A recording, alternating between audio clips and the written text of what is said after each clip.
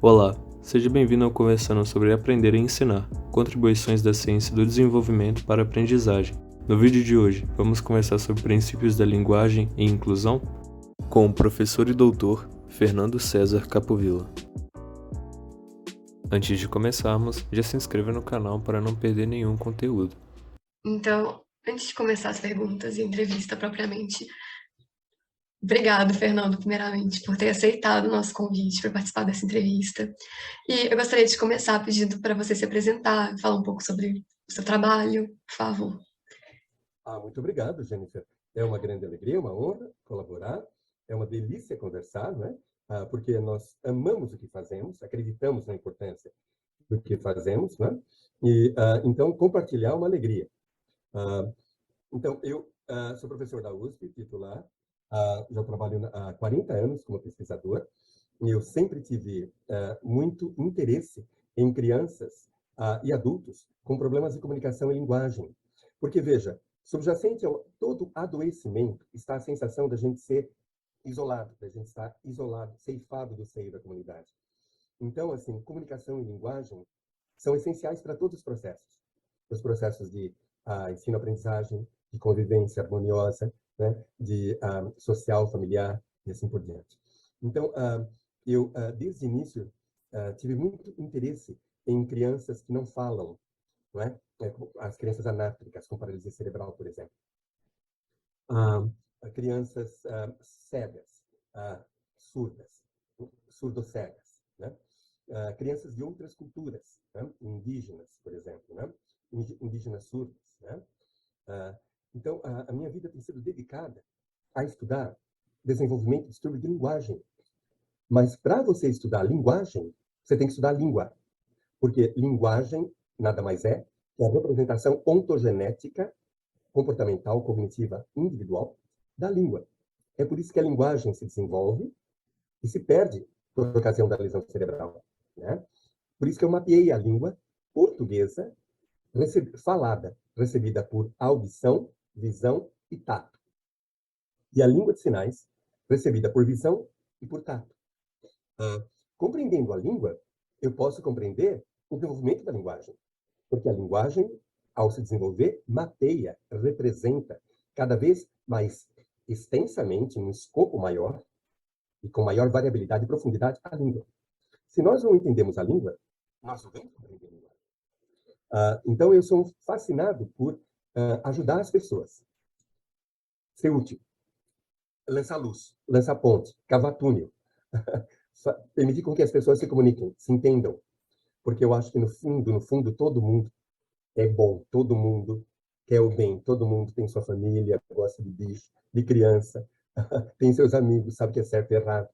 E nós temos muitas fontes de comunicação, de interação com as pessoas. Então, o nosso objetivo foi mapear a língua de sinais para surdos. Quando nós começamos, não havia nenhum dicionário de língua de sinais para surdos. Né? Mapear a língua portuguesa em todos os seus fonemas. Nós descobrimos quais são todos os quase 300 fonemas da língua portuguesa, com todos os 300 grafemas da língua portuguesa, e quais são todos os grafemas que cifram cada fonema, que escrevem, né, que registram cada fonema, em todos os sotaques do Brasil. E quais são todos os fonemas que dão voz a todos os grafemas em todos os sotaques do Brasil. Então, a partir do nosso trabalho, nós conseguimos uma coisa fascinante que eu sempre quis, Jennifer. Era o meu sonho dourado. Nós conseguimos prever o grau de probabilidade, de risco de erro em qualquer palavra. Ouvida a ser escrita sob ditado, lida orofacialmente por visão a ser escrita sob ditado e lida orofacialmente por tato a ser escrita sob ditado. Então, pelo ouvinte, evidente, pelo ouvinte cego, pelo vidente surdo e pelo surdo cego. Então, eu tenho um modelo de alfabetização extremamente compreensivo que leva em consideração a estrutura da língua em seus princípios. O fonotático, o semiotático, né? o etimológico, o fonético, né? O gramatical. São pelo menos 5 princípios. Quando a gente fala em fonotático, em verdade não é muito legal, porque foné é voz. E voz é apenas uma das propriedades da fala. Então, eu prefiro falar em princípio lalotático. Porque a lalia pode ser ouvida, aí é fonologia. Fonologia é a mesma coisa que a fonologia. A lalia pode ser vista pelo vidente, seja ele surdo ou não. E, nesse caso, é optolalia. E a lalia pode ser percebida por tato. Os nasais tocando a narina. Quando você toca a narina, o nasal vibra. O oral não vibra. A. O nasal vibra. O. O oral não vibra. O. Quando você toca a laringe, o vozeado vibra. Desvozeado não. Ó. O não vibra. O vibra. O vibra. O não vibra. O b vibra. O não vibra. E assim por diante. O não vibra, mas o vibra.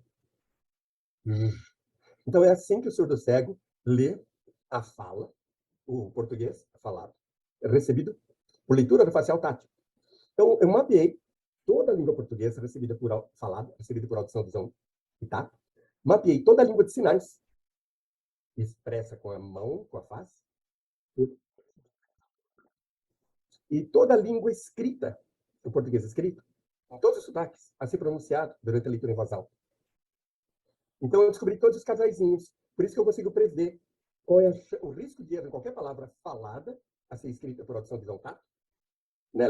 Ditado, a ser escrito sob ditado de audição, visão, tato. Eu mapeei toda a língua escrita a ser pronunciada, lida em voz alta. Mapeei toda a língua de sinais brasileira a ser recebida por visão e por tato. Então, você tem pela primeira vez um modelo completamente compreensivo de a alfabetização para ouvintes ou surdos, videntes ou cegos, e para surdos cegos. Porque está todo mundo incluído. Veja, Jennifer, hoje nós temos que incluir. Né? A política nacional já faz bastante tempo, é uma política inclusiva. E quando você vai incluir essas crianças, primeiro você tem que entender a língua delas. E, em seguida, você tem que entender a nossa língua. Ao estudar a língua, nós podemos estudar o desenvolvimento da linguagem. Porque senão, fica no vazio. Não tem representatividade estatística. Você não sabe se os seus instrumentos são balanceados foneticamente, fonologicamente, grafemicamente e sematosicamente. Quando a gente fala em libras, sematos é sinal em grego. Né? Mas, essencialmente, Jennifer, só para terminar, o que a gente faz é procurar entender os fenômenos obscuros. Por que tem tanta variabilidade estatística? Por que o desempenho da mesma criança em provas de leitura diferentes dá resultados diferentes? Por que a gente depende tanto de lista? A gente não tem que depender de lista. A língua portuguesa é uma só. Então, a gente tem que ter um método, uma abordagem, um modelo que se aplica a todas as regiões do Brasil e que independe de uma lista, de uma autoridade. Qualquer um pode computar o grau de transparência das suas palavras escritas a serem lidas sobre das listas, né?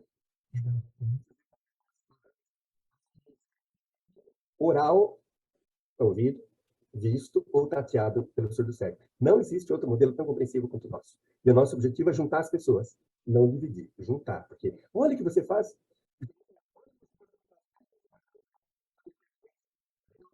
A gente ganha em previsão e controle comportamental, né? Obrigado. Então é isso. Então, muito legal que você fala que o objetivo é juntar. E Juntar as pessoas. tem que ser esse o objetivo mesmo. Sempre. E na sua apresentação, você já até adiantou um pouquinho das perguntas. Foi muito boa mesmo a apresentação. E a nossa primeira pergunta, acho que você já até começou a explicar um pouquinho sobre o que seria o princípio falotático, né? O princípio aptolalotático e o princípio aptolalotático. E qual a diferença entre cada um deles? Acho que você começou a falar. Obrigado. Vou explicar ainda um pouquinho mais profundamente, né? Com base nos étimos, ou seja, nas palavras originais, do grego e do latim. Quando você lida com surdos, você começa a perceber que não adianta falar em fonologia, porque o surdo não ouve. Foné, em grego, é voz. Fonema é a unidade mínima da voz. Certo? Então, mas a fala tem outras propriedades que não a ouvida. Tem a propriedade lida, orofacialmente, a visual. Né? Ele lida facialmente por visão e por tato. Se eu disser assim, você entendeu o que eu falei. Você audibilizou. Olá, Jennifer. Tudo bem? Você audibilizou a minha fala. Então, você converteu isso aqui, esses movimentos da boca, vistos em voz interna, na sua área de Wernicke. Então, olha que interessante, você não ouviu, mas você audibilizou. Às vezes a gente não vê, mas a gente visualiza. Se eu te pedir para dizer, assim, se duas palavras rimam ou não, e eu te disser que é céu e céu, você vai demorar mais do que se eu te pedir para dizer se duas palavras rimam réu e céu. Por quê? Porque elas são escritas, elas são homógrafas. Quando as palavras que rimam são homógrafas, o julgamento é rápido. Quando são heterógrafas, quando são escritas de maneira diferente, é lento. Significa que você está evocando mentalmente a representação visual da palavra que você ouviu. Todo mundo alfabetizado faz isso. Então, ou seja, você está visualizando a partir da fala. Beleza, vamos lá. Uhum. Então, esses processos todos estão lindos, né? Então, vamos lá. Hein? Ó, como é que eu chamo isso aqui, Jennifer? Ó, isso aqui é importantíssimo, porque a distância, quando a gente não ouve, a gente faz leitura facial visual. O surdo que não ouve, que lê lábios, o que ele está lendo? Então, não é fonema. É um lema, ou seja, uma unidade mínima, mas é da fala, porque blá, blá, blá, blá, blá, pessoa falando, mas não é ouvida. Então, veja só, unidade mínima da fala ouvida. Fala ouvida igual a voz.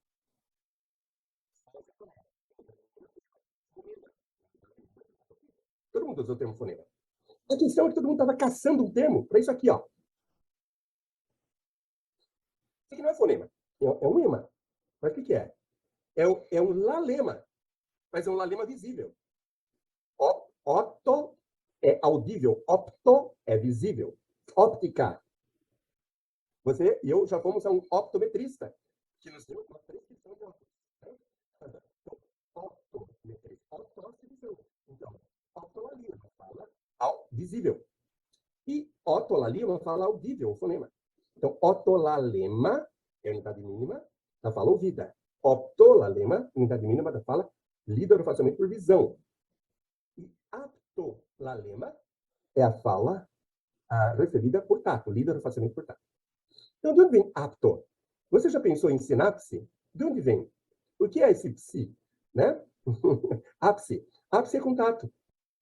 Queirapse nada mais é do que eu sentir com a mão tocando a fala, por exemplo. Isso é quirapsia. Então, a mão, quiros, ápices, contato. Então, eu toco com a mão. Então, você já ouviu falar em quiropraxia, né? Então, e apto? Olha que legal. Pessoas com os autistas, certos autistas, têm repulsa ao toque. Você sabe, né? Então, a gente chama isso de aptofobia. Olha que legal. Quem não me toque, não me rele, aptofobia. E você já viu o chuchu? Você já viu lançando broto? Ele lança para cima e, de repente, começa a lançar umas, parecem molinhas, assim, né? Para agarrar em qualquer coisa que esteja disponível. Isso é chamado de aptotropismo.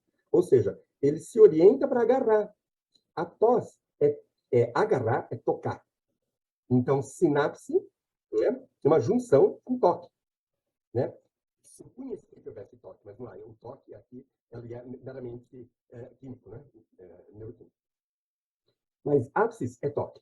Então, atos ou ápices é toque. Então, atolalia é a fala passiva de toque, certo? Passiva de recepção pelo toque. A fala, ela obedece a alguns princípios, né?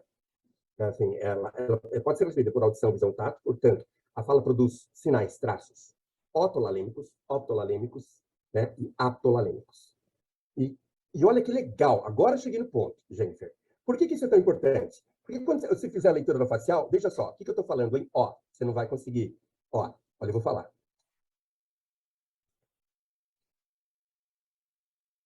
Agora, veja só como é mais fácil, ó.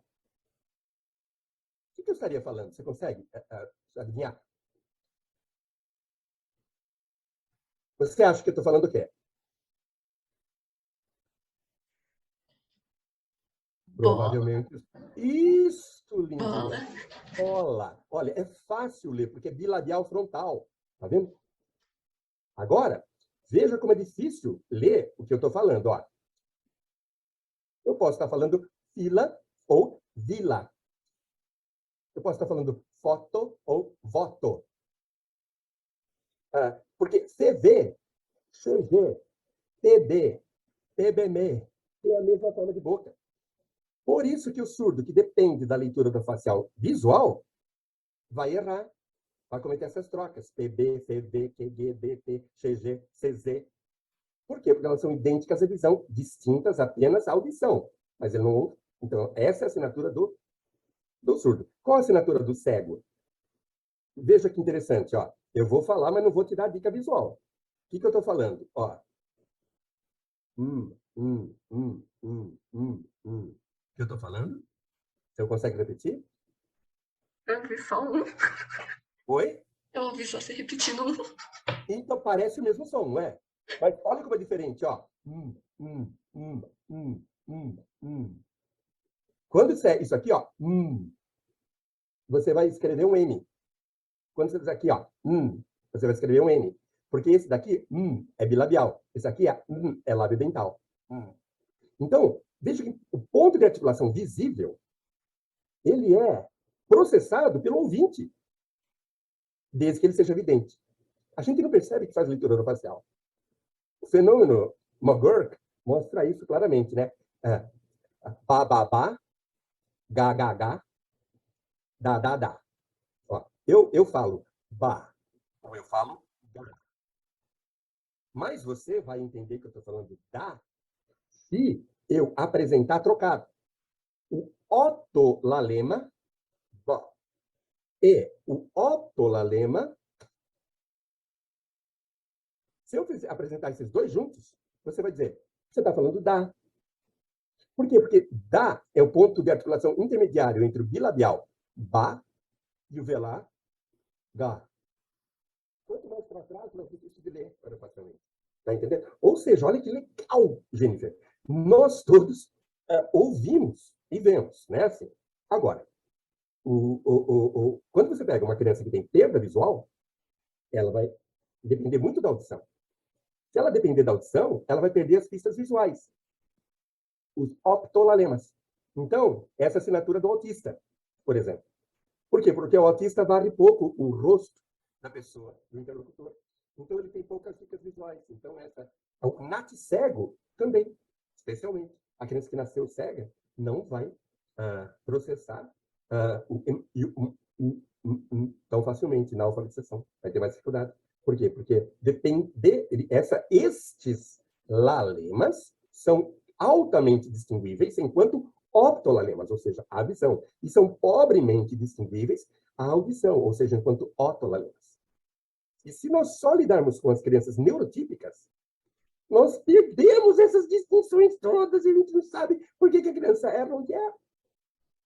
Então, assim, quem diz que toda criança é criança, toda criança é igual, né? Não sabe o que está falando. Não, senhor. Toda criança tem quadro. Necessidades educacionais diferentes, que precisam ser levadas em consideração. Então, veja só, por isso que eu estudo a otolalia. Vai sair um artigo muito legal agora, na revista de Psicopedagogia, que explica isso também. Como é que a gente propôs uma reorganização da área de linguística do português e da Libras, juntando tudo, considerando o cego, o surdo e o surdo-cego. E o ouvinte. Quando esse artigo sair, você manda pra gente, que a gente disponibiliza, então vai ser muito interessante. Com alegria, é uma delícia. A ciência é muito divertida. As pessoas fazem palavra cruzada, a gente faz experimento. Muito interessante mesmo. A gente faz um experimento, né? É muito gostoso.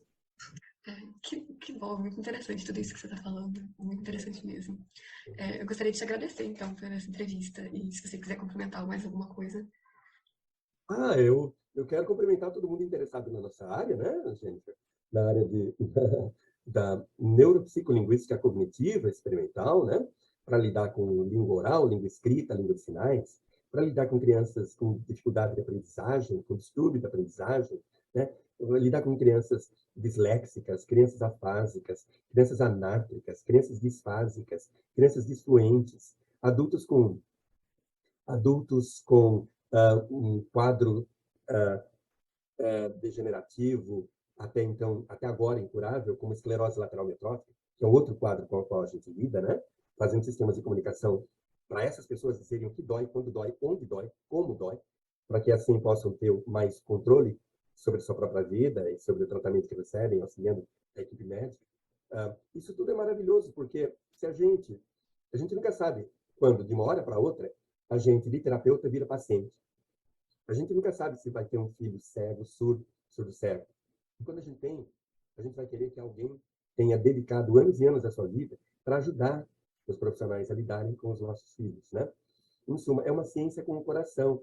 É uma ciência que não é para o futuro, sabe? É para agora. Quando eu estava estudando, Jennifer, toda hora eu ouvia essa coisa de no futuro alguém vai descobrir a utilidade disso. Eu não acredito mais nisso.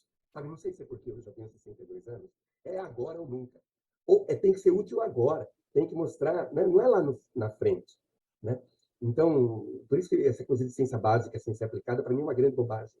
Você faz ciência básica ao longo da aplicação, quando você quer entender melhor o fenômeno, compreender melhor para exatamente poder fazer uma coisa mais bem feita, melhor previsão, melhor controle, melhor ajuda, né? Então, a nossa ciência é viva, ela é útil, ela é cheia de coração e motivação, ela é cheia de amor, né? E tem uma certa dose de medo nela, porque a gente está lidando com coisa muito importante, que é o destino das crianças, eventualmente das almas delas e das nossas próprias almas, dependendo das escolhas que nós fazemos. Então, é uma alegria poder compartilhar, eu fico muito feliz, agradecido pelo convite. Também fico muito feliz. A gente ficou muito feliz e muito agradecido por você ter aceitado e achado esse lugar na sua agenda, tá bom? Muito obrigada. Estou sempre disponível. Tchau. Obrigada, foi ótimo conversar com você. Essa é uma produção da parceria UFMG, UERJ e Universo, com a colaboração do GT, Desenvolvimento Sociocognitivo e da Linguagem da ANPEP, Associação Nacional de Pesquisa e Pós-Graduação em Psicologia.